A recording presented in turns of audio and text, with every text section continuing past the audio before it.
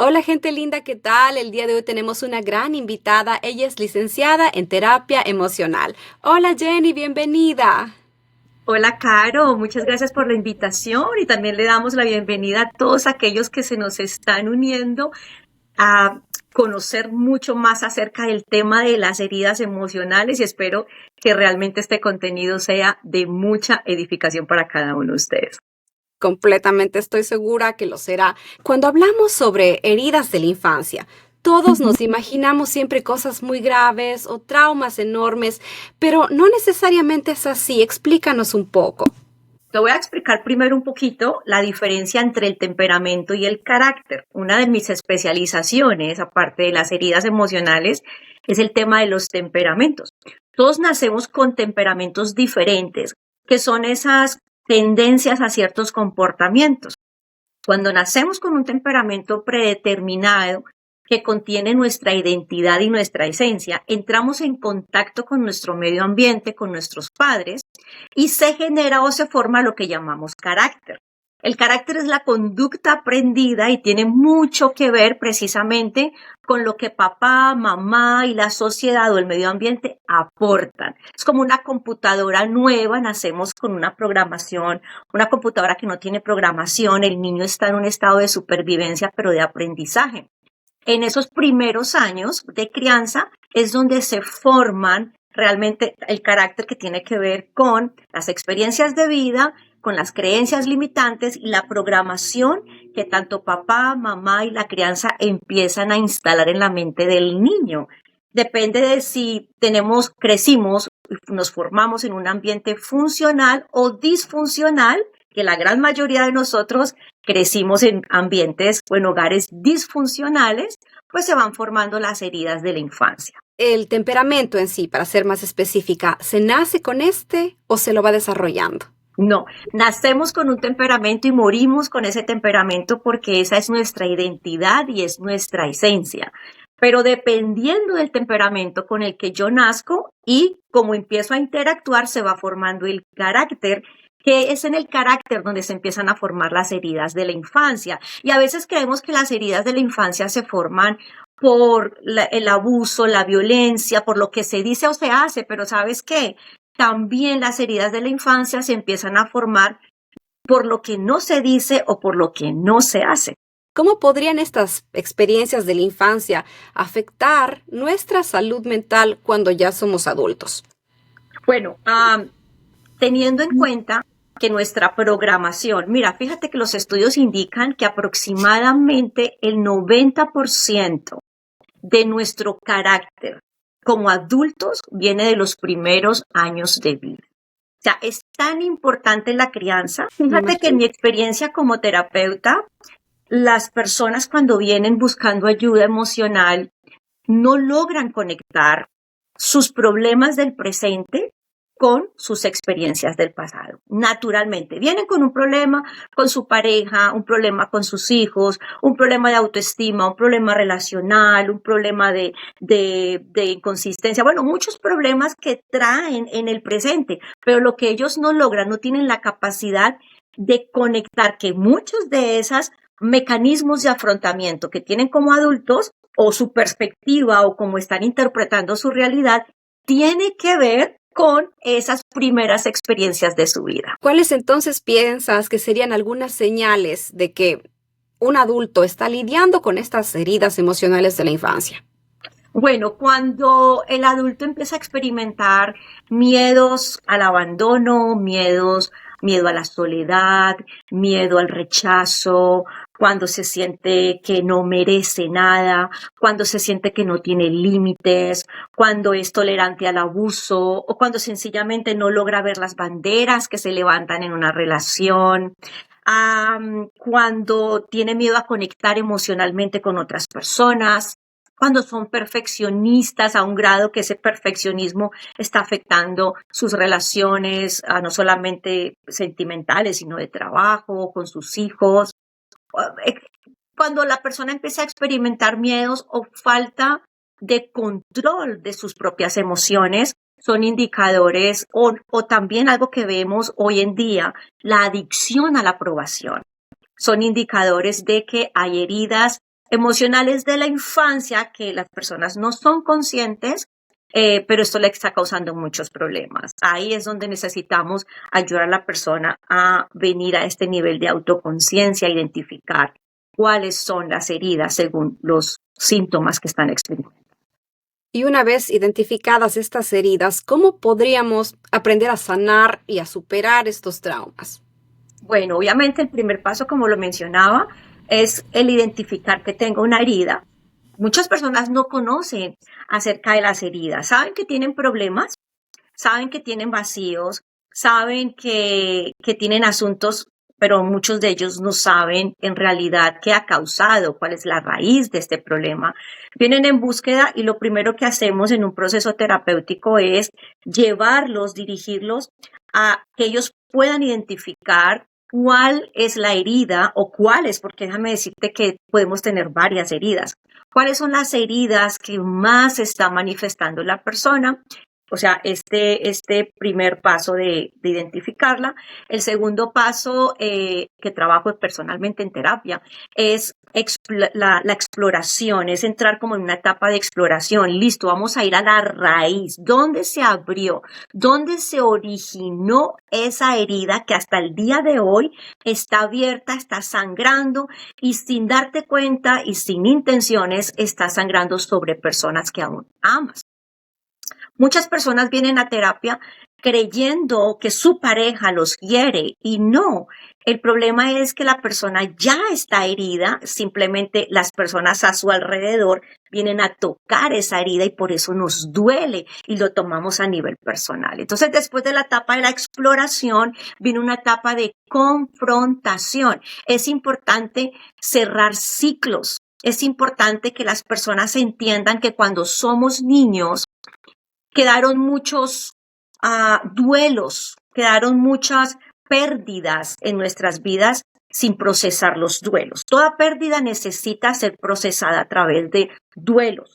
Cuando somos niños y no tenemos un papá que nos dé dirección, estructura, cuando somos niñas y no tenemos ese papá que nos llene nuestra autoestima, porque el papá es el encargado de la formación de la autoestima de la niña y el papá es el encargado de la formación de la expectativa que esa niña tiene de su futura pareja, cuando no tenemos una mamá nutriente, cuando no tenemos esos factores, se crean entonces estos vacíos, ¿cierto? Y es importante entonces que las personas vayan a esa pérdida y empiecen a procesar el duelo a través de una confrontación. Y para esto es súper importante, Caro, el perdón.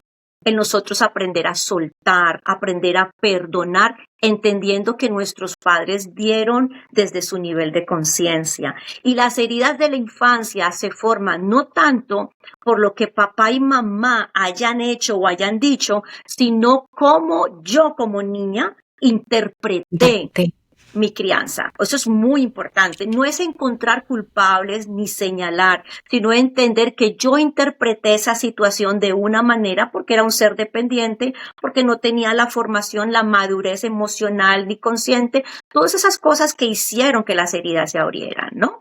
Y después de la confrontación, entramos en un proceso de recrianza. Yo no puedo devolver el pasado. Yo no puedo cambiar lo que viví, yo no puedo cambiar mi pasado, pero sí como adulta soy responsable de empezar a llenar los vacíos dejados de una manera por papá o por mamá en mi vida. Jenny, ¿podrías hablarnos un poco más acerca del perdón? Sí, mira, hay personas que confunden el perdón con la reconciliación y esto hace que las personas puedan entrar en el proceso real del perdón y ser libres de todos esos sentimientos y esos nudos emocionales que se forman en una crianza traumática, dolorosa. Cuando confundimos estas dos cosas, pues esto hace que el perdonar sea algo que no lo pueda contemplar. Para el perdón se necesita uno, para la reconciliación se necesitan dos. Tú eres llamada a perdonar o tú eres llamado a perdonar. Tú decides, el perdón es una decisión. No es un sentimiento. Hay personas que dicen, cuando yo sienta perdonar, perdono. Nunca lo vas a sentir. Jamás lo vas a sentir. Porque tu corazón está tan dolido y tienes tanto resentimiento y hay tanto dolor que nunca vas a experimentar nada bonito mientras mantengas todos esos sentimientos negativos. Pero cuando tú eres consciente de que estás herida, hay dolor y de que te hicieron daño, tú decides perdonar entendiendo que esa persona que te lastimó, primero, no necesita estar presente. Segundo, no necesita pedirte perdón. No necesita reconocer si lo que hizo fue correcto o no. Muchas personas que dicen, cuando me pidan perdón, perdono. No es necesario. El perdón es individual. Tú eres llamado a perdonar para ser libre. Ahora, vamos a suponer, sufrí un abuso por mi papá. Y entiendo que eso lo he cargado toda mi vida y he estado súper dolida y esto me ha dejado, me ha impedido de tener una relación saludable conmigo misma y con otras personas y entiendo que tengo que perdonar. No importa si mi papá me ha pedido perdón o si reconoce que me abusó. Yo decido perdonar. Es el primer paso porque eso va a desencadenar emociones. Una decisión va a desencadenar emociones. Yo decido perdonar y me libero. Eso no significa que yo me tengo que reconciliar con mi papá. O eso no significa que mi relación con mi papá, entonces ahora que lo perdoné y que él ni siquiera es consciente de eso, yo tengo que volver a tener una relación con él. No, para reconciliarse es un proceso que requiere de dos personas. Te voy a poner un ejemplo. Yo voy a tu casa, Caro, tú me dices, Jenny, te invito a mi casa. Y yo voy a tu casa y tú tienes un jarrón hermoso, precioso, y yo pasé y te rompí el jarrón. Se cayó el jarrón y se rompió, ¿cierto? Yo tengo dos opciones. Una es decirte, ay, Caro, qué pena, se me rompió el jarrón, perdóname. Y tú decides perdonarme y me dices, ok, me dolió porque era mi jarrón favorito, pero te perdono. Eso es perdonar. Ahora, reconciliación requiere un proceso de, no encuentro la palabra, un proceso de restitución. Restitución. Hay un trabajo que hacer para que haya reconciliación. Entonces, si yo salgo de tu casa y digo, no, yo tengo que reparar el daño que hice. Yo tengo que restituir el daño que hice, ¿no? Yo que fui la que te rompí el jarrón. Entonces yo voy y busco dentro de mis ahorros y rompo el cochinito, lo que sea, pero me reúno el dinero, voy, te compro el jarrón y llego a tu casa y te digo, Caro, mira, te rompí el jarrón, de verdad que estoy súper apenada, pero aquí está. ¿Ves? Hay un proceso de restitución. Ahí se presta, cuando hay un trabajo elaborado entre las dos personas, se presta para que haya una reconciliación. Ahora, no todas las relaciones donde hay perdón terminan en reconciliación. La reconciliación es como la milla extra. Tú eres llamado primero a perdonar, pero hay relaciones que no se pueden reconciliar. Y está bien. La reconciliación se requiere de los dos. Si el otro no trabaja por la reconciliación, tú no eres llamada a reconciliarte. Cuando se explica esto desde este punto de vista, yo creo que cambia la perspectiva del perdón, porque entiendo que el perdón es un regalo precioso y divino para mí. Me libera, yo gano cuando perdono. Y no necesariamente tengo que volver a tener la misma relación con esa persona que me hirió tanto. ¿Y qué impacto tendrían todas estas heridas emocionales a nivel interpersonal? Es decir, con nuestras amistades, con nuestra pareja, ¿cómo podrían llegar a afectar a terceros? Bueno, es muy sutil realmente, porque cuando yo tengo heridas emocionales que significan vacíos emocionales, normalmente crezco con estos vacíos, con estos huecos emocionales y de una u otra manera inconscientemente yo trato de que otras personas o a través de fuentes externas, no solamente en relaciones personales o interpersonales, a través de trabajos también, a través de logros, de cierta manera, a través de fuentes externas, estoy buscando que eso llene mis vacíos. Entonces, me puedo volver una persona codependiente a una relación de pareja o relación de amigos, me puedo volver adicta a la aprobación, que eso es algo muy típico en las redes sociales, personas que siempre están detrás de esos likes y detrás y se toman fotos y tratan de llamar la atención de una u otra manera porque necesitan la atención que no tuvieron de pequeños. Muchas veces podemos como adultos Fíjate que las heridas, y esto es algo muy importante entenderlo, las heridas de la infancia generan en nosotros comportamientos extremos. La funcionalidad es el equilibrio, o sea, no hablemos de voy a trabajar para convertirme en un ser perfecto, porque la perfección no existe, pero sí la funcionalidad, ¿no? Y la voluntad de Dios para nosotros es que nosotros seamos seres funcionales, no perfectos. Pero las heridas de la infancia nos lleva a desarrollar comportamientos opuestos. Entonces, fíjate, una mujer o una persona que haya sido criada en un ambiente de abuso, de gritería, donde siempre la abusaron verbalmente, esta mujer o este adulto crece, puede, una de dos, o volverse intolerante y reaccionaria a cualquier persona que venga y le hable un poco subido, se puede volver reaccionaria y enseguida como entrar en modo ataque, En defensiva. o se puede convertir en una persona sumisa, tolerante, que no ve las señales y está en su zona de comodidad porque ahí fue donde creció y se siente como en casa.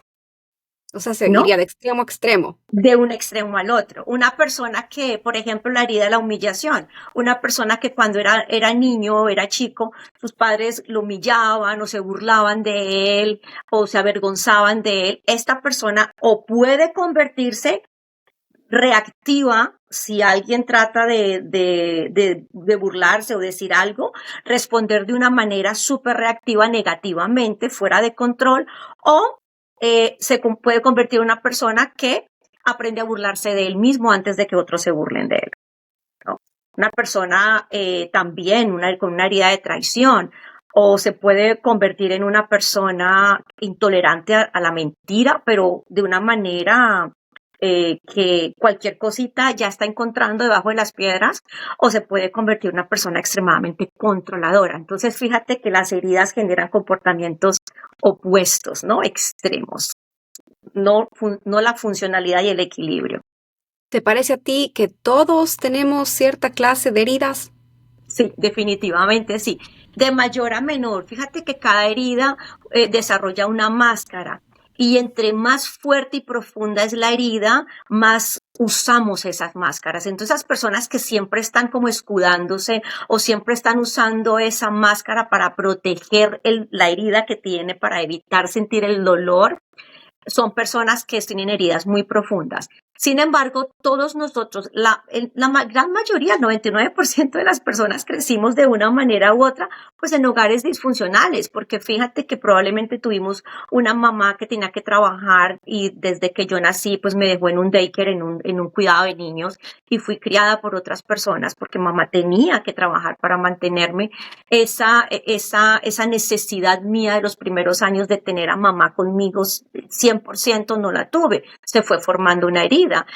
Personas que se ven mucho en este país, Caro, personas y lo he tratado mucho en terapia, inmigrantes, ¿no? Vienen de otros países donde tuvieron que venir aquí a abrir puertas para sus hijos y dejaron sus hijos con la abuela, con la tía, con la amiga, con la vecina, para abrir puertas para un mejor futuro, y eso genera unas heridas tremendas de abandono, de rechazo, donde los niños tienen que lidiar, bueno, los adultos hoy en día tienen que lidiar con esas emociones que ellos ni saben ni siquiera qué son, ¿no? No han logrado ni siquiera identificarlas. Pero sí, a tu pregunta, la respuesta es sí. Todos nosotros de una u otra manera traemos heridas pequeñas o grandes que tenemos que aprender a identificarlas para poderlas sanar, ya que no puedo cambiar lo que no soy consciente. Pero como tú dices, Jenny, la clave de todo esto sería el perdón. El perdón es el único camino a la sanidad, ¿sabes? Hay personas que pueden tratar de buscar atajos, ¿no?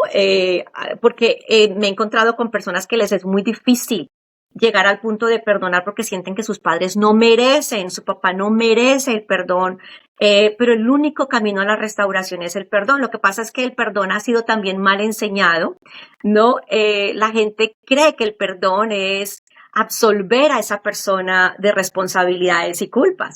El perdón es un regalo que Dios nos dio a nosotros, las víctimas. El perdón es lo que nos libera a nosotros de ese lugar oscuro, de esa esclavitud, del dolor, del resentimiento, de la amargura.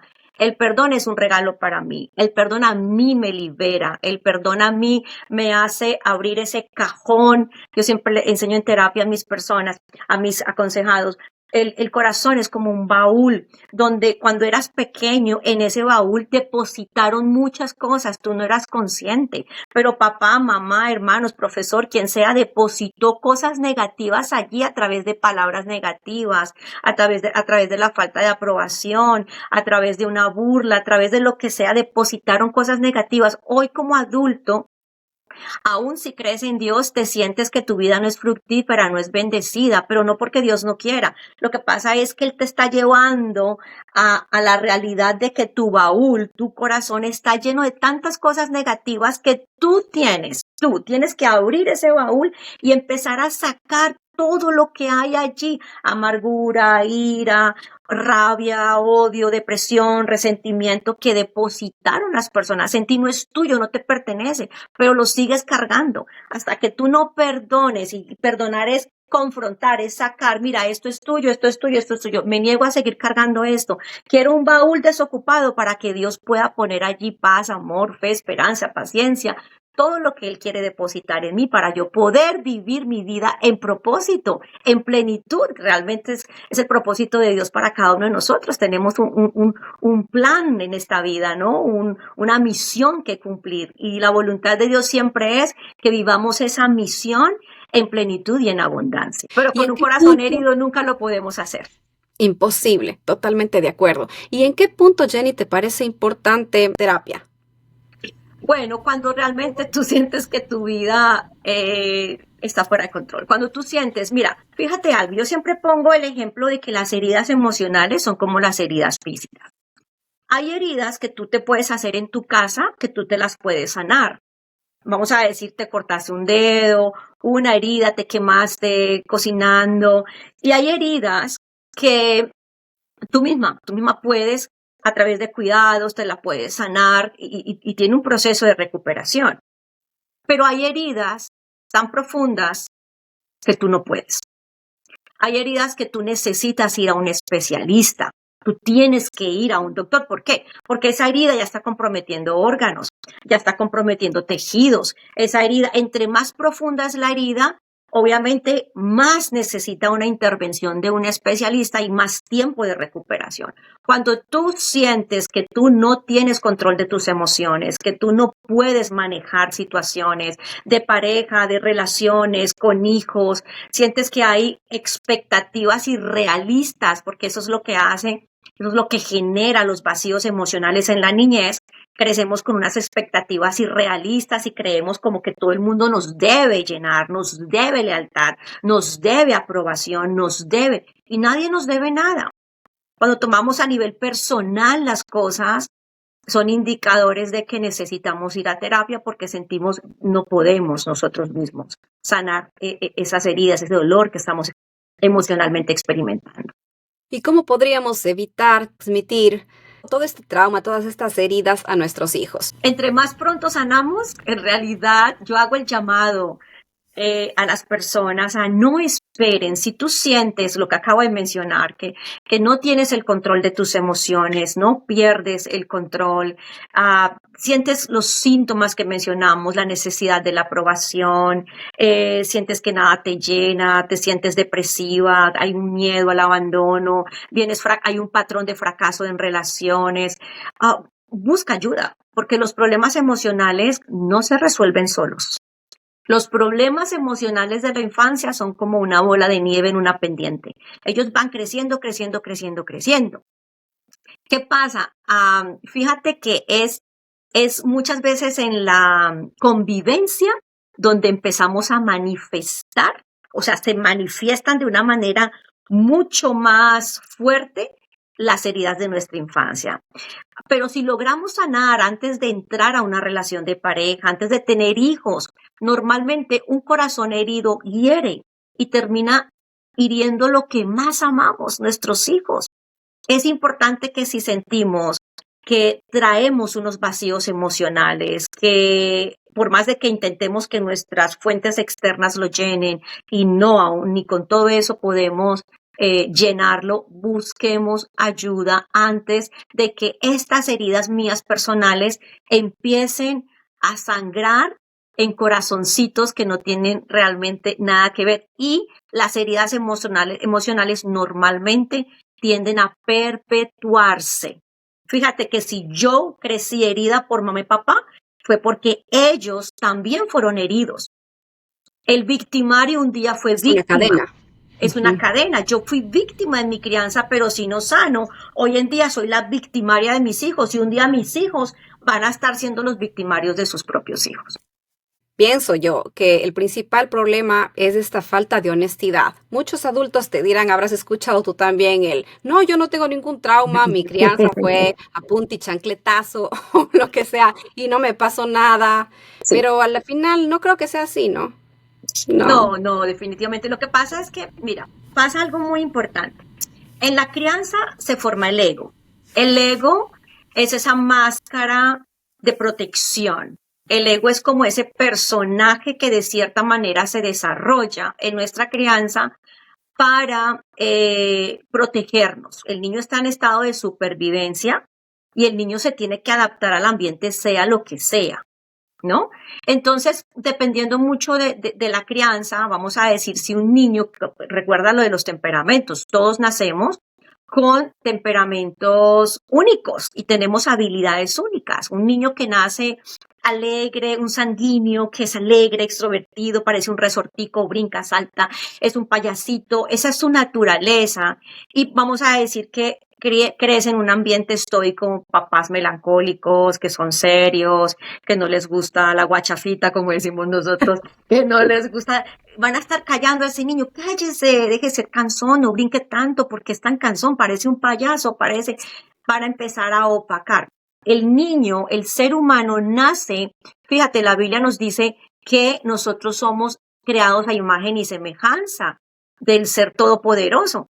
Y cuando tú naces con esa luz, tú naces con una esencia bella, tú naces con un propósito de ser luz a este mundo. Pero cuando ese niño nace con esa esencia y esa luz, cada palabra de papá empieza a tapar. Cada palabra de mamá, cada palabra de tío, cada acción del profesor, empiezan a crear unas capas donde esa luz se opaca. No es que no esté, la luz está en ti y en mí, el poder está en ti y en mí, el amor está en ti y en mí, pero todas esas cosas negativas fueron opacando esto. Entonces el niño, como está en un estado de supervivencia, él dice, oiga, mamá no quiere que yo sea alegre, que yo hable duro, ni que yo me ría, ni que brinque, pues yo necesito, inconscientemente, fíjate, yo necesito pues hacerla feliz porque yo necesito la aprobación de ella, yo necesito el amor y la aceptación de mami. Para tenerla contenta, voy a ser un niño calladito, voy a ser un niño quietico y el niño va perdiendo su esencia, su identidad. Formamos una identidad basada en lo que papá y mamá aportaron en nosotros o exigieron de nosotros, ¿no? Entonces, súper importante que nosotros podamos, cuando tú sientes que tú no eres tú, cuando tú sientes que tú no vives tu vida en libertad, cuando tú sientas que tu vida no la estás viviendo con pasión, no estás viviendo tu propósito. La pregunta que yo le haría a la gente es, ¿cuál es tu propósito en esta vida? ¿Lo conoces? ¿Estás viviendo en un estado de plenitud? No perfección, plenitud. Desde cualquier área que tú puedas relacionarte, ¿te sientes satisfecha o satisfecho?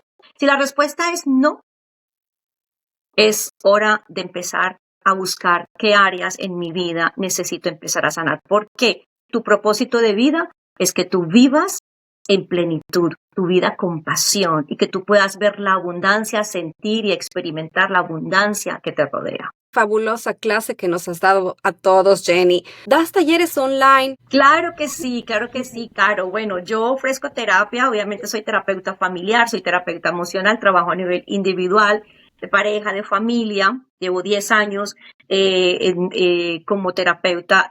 Mi especialización son los temperamentos. Doy clases, aparte de todo, soy directora de una universidad de terapia, entonces mi enfoque también es preparar terapeutas familiares, doy talleres, doy clases tanto de sanidad emocional, desarrollé un reto fabuloso de 30 días donde llevo a la persona de la mano día a día por 30 días en el camino de la sanidad, de la autoconciencia, ¿no? Y cómo, de las herramientas para poder sanar las heridas y poder encontrar el propósito en su vida. Y también doy talleres de temperamentos. Tengo muchas cosas para ofrecer. ¿Cuáles son tus redes sociales? Por favor. Claro que sí. Mira, pueden buscarme por YouTube. Tengo un canal con mucho contenido de valor.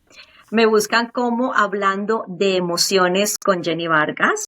Allí tengo temas tremendísimos de temperamentos, de necesidades, de heridas emocionales.